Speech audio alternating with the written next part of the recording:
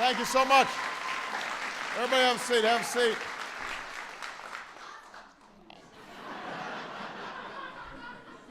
Well, welcome to the White House, everybody. I know you had to come here before you go buy some shovels and some salt. It sounds like we may get a little snow, but I very much appreciate everybody being here. I want to thank, first and foremost, the workers who are with me here this afternoon.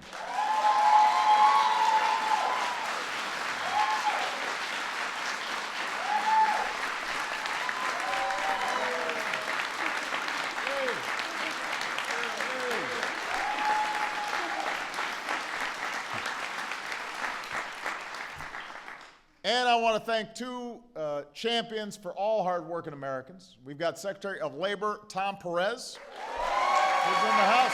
Where's Tom? Right here. Tom's right here. I didn't know where he was. And we've got outstanding congressman who's used to snow because he's from Minnesota, Congressman Keith Ellison.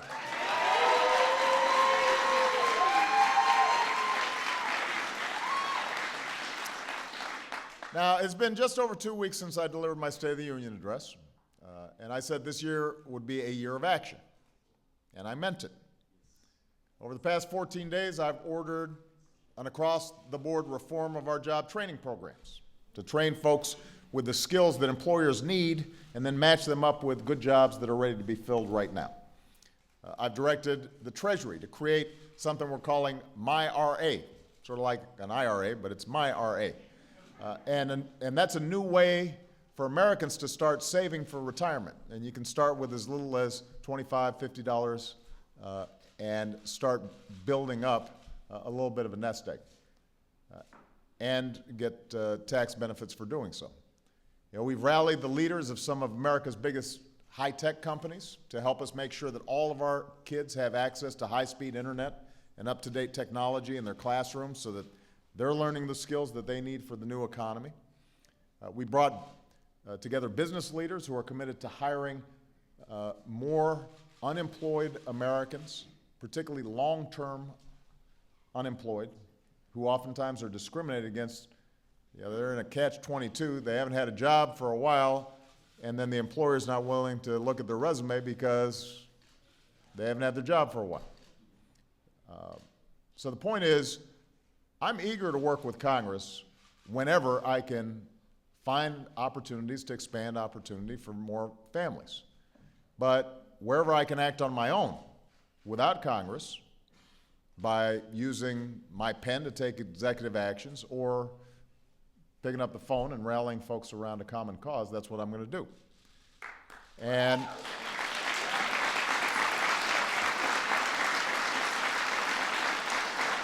so that brings me to the issue we're going to talk about today. After the worst economic crisis in generations, our economy has been growing for the past 4 years. And our businesses have created 8.5 million new jobs. Unemployment rate has come down. But while those at the top are doing better than ever, corporate profits have been high, the stock market has been high, average wages have barely budged. So you've got too many Americans who are working harder than ever before just to get by, but they can't seem to get ahead. Can't seem to make all the ends meet. And that's been true since long before the recession hit. We've got to reverse those trends. We've got to build an economy that works for everybody, not just the fortunate few.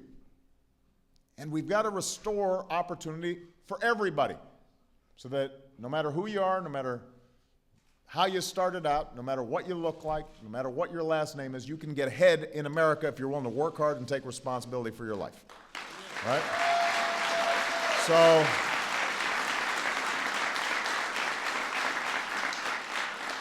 the opportunity agenda I've laid out is going to help us do just that. Part one of this agenda is more new jobs that pay a good wage, jobs in manufacturing and exports and energy and innovation. Part two, we got to train the folks with the skills to fill those jobs. Part three, we got to make sure every child gets a world-class education. And part 4, we've got to make sure that the economy rewards hard work for every American. Making hard work pay off with economic security and decent wages and benefits is what we're about here today. It means making sure women earn equal pay for equal work.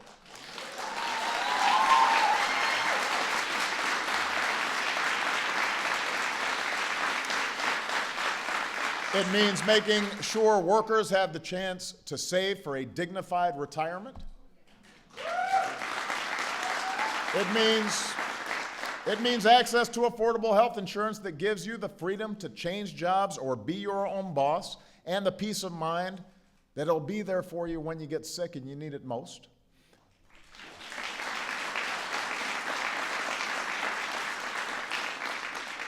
So if you know anybody who doesn't have health insurance right now, send them to healthcare.gov. Website's working. Sign them up.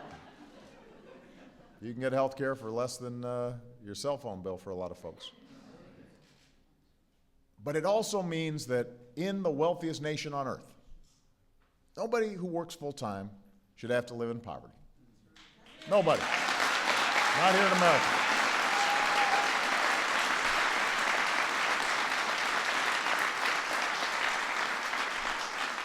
Now, it was 1 year ago today, that I first asked Congress to raise the federal minimum wage.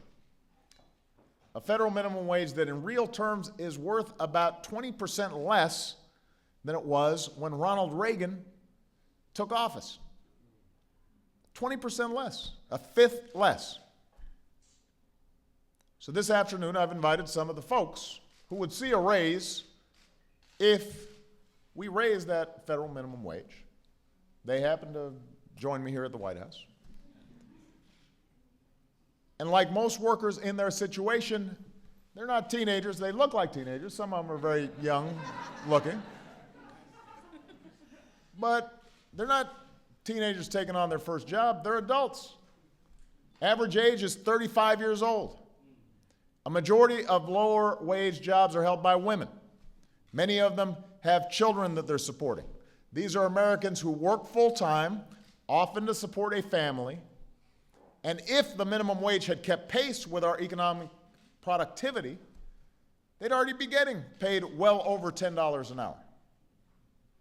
Instead, the minimum wage is still just $7.25.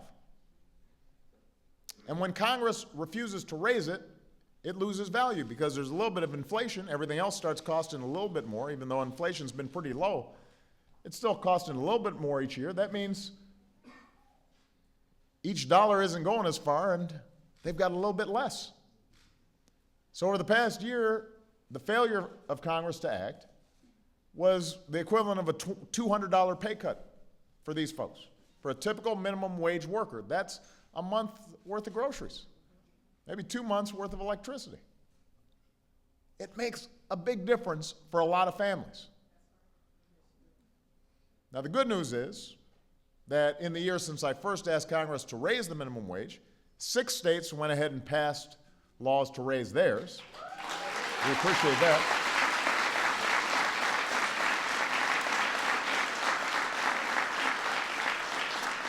You got more states and cities and counties that are taking steps to raise their minimum wage as we speak. And, you know, a lot of companies are doing it too. Not out of charity, but because they've discovered it's good business. 2 weeks ago, I visited a Costco store in Maryland. Now, Costco is a very profitable company. Its stock has done great. It's expanded all over the place. But their philosophy is higher wages are a smart way to boost productivity and reduce turnover. If employees are happy and feel like the company is invested in them, then they're going to do more for the company. They're going to go above and beyond.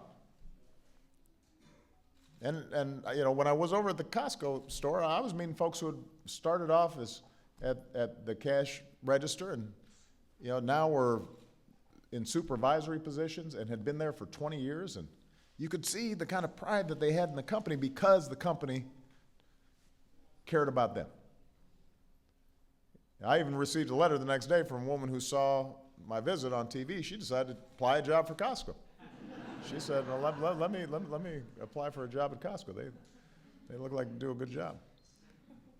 So across the country, owners of small and large businesses are recognizing that fair wages and higher profits go hand in hand. It's good for the bottom line.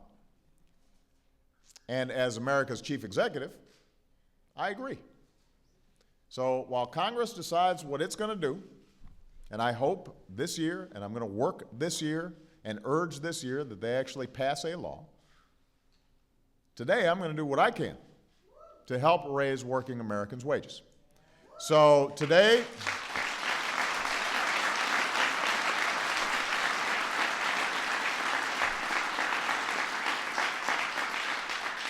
I'm issuing an executive order requiring federal contractors to pay their employees a fair wage of at least $10.10 an hour. $10.10 an hour. Now,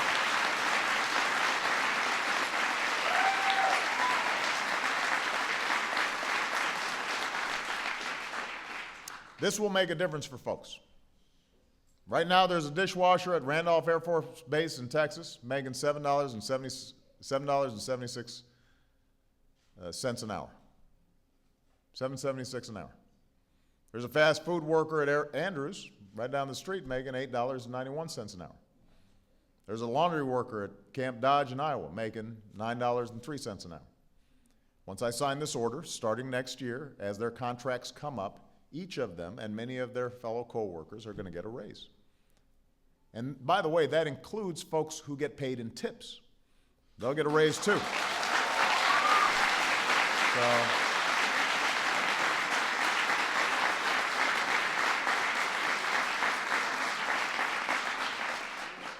the tip wage has gone up even slower than the regular minimum wage. So just as it's good for companies across the country, this will be good for America's bottom line, for contractors and for taxpayers. The opponents of the minimum wage have been using the same arguments for years, and time and again they've been proven wrong. Raising the minimum wage is good for business, and it's good for workers, and it's good for the economy. Puts more money in these folks' pockets, that means they got some money to go shop, which in turn means the business has more customers, which means they may hire more workers and make more of a profit. And let's not forget, not only is it good for the economy, it's the right thing to do. There's a simple moral principle at stake. If you take responsibility and you work as hard as these folks work, if you work full time, you shouldn't be living in poverty. Not in America. We believe that.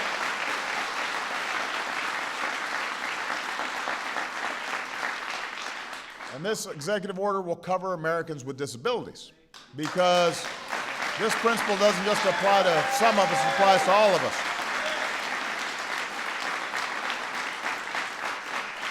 So, I'm going to keep doing whatever I can to raise working Americans' wages. And I would ask any business leader out there, any governor, any mayor, any local leader listening, do what you can to raise your employees' wages, to work to raise the wages of citizens in your jurisdiction. They'll support these efforts. A majority of Americans, not just Democrats, not just independents, but Republicans too, support raising the minimum wage. It's the right thing to do.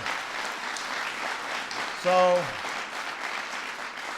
that's something Congress should keep in mind this year. There's a bill right now in front of both the House and the Senate that would boost America's minimum wage to $10.10 an hour, just like I'm doing with this executive action. It's easy to remember. 10-10. 10-10. Let's get that done. Raise the federal minimum wage to 10-10 wouldn't just raise wages for minimum wage workers. Its effect would lift wages for about 28 million Americans. It would lift millions of Americans out of poverty immediately. It would help millions more work their way out of poverty without requiring a single dollar in new taxes or spending. It's the right thing to do. Just last month, 600 economists, including 7 Nobel Prize winners, wrote the leaders of houses of Congress to remind them that the bill before Congress would have little or no negative effect on hiring, on jobs. So it's not going to depress the economy, it'll boost the economy. Yes. It will give more businesses, more customers with more money to spend. It'll grow the economy for everybody. So, yeah. He's excited about it. So members of Congress have a pretty clear choice to make right now. Raise our workers' wages, grow our economy, or let wages stagnate further and give workers what amounts to another pay cut this year. Restore unemployment insurance for Americans still looking for that job, or expose them further to hardship.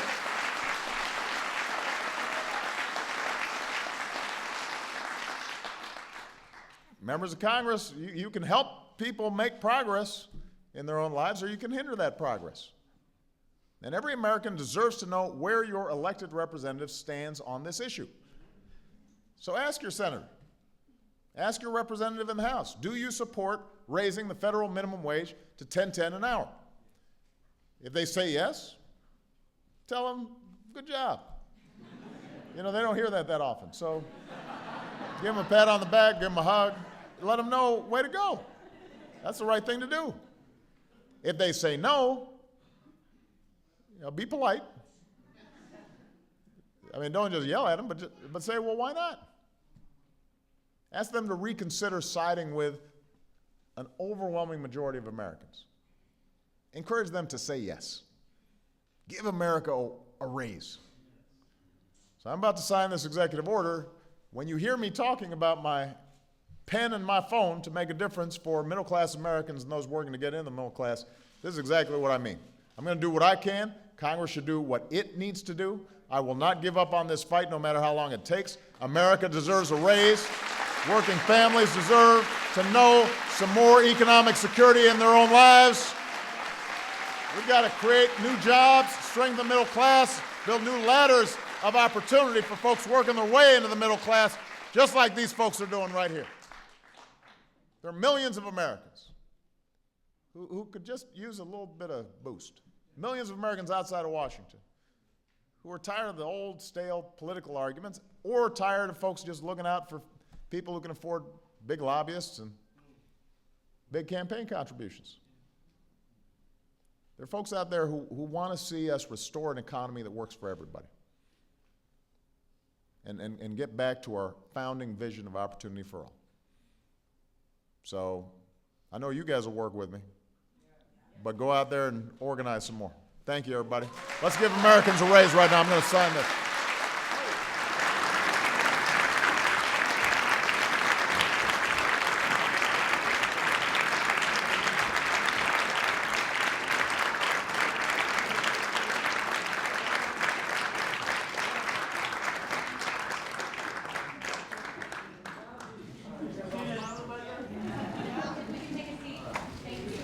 Steve.